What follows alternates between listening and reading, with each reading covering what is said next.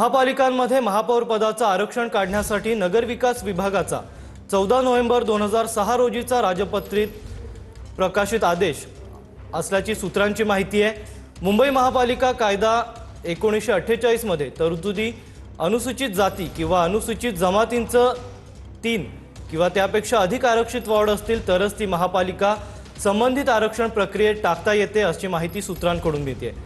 मुंबईत 2च वॉर्ड अनुसूचित जमातींसाठी आरक्षित आहेत, त्यामुळे ती महापालिका अनुसूचित जमाती आरक्षणात टाकता येत नाही असं सूत्रांकडून कळतंय।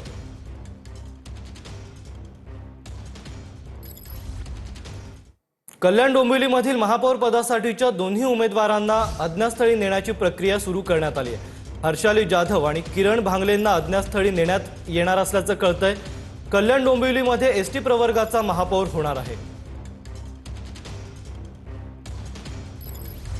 केडीएमसीत महापौर पदासाठीच्या दोन्ही दावेदारांना अज्ञातस्थळी नेण्यात येणार आहे।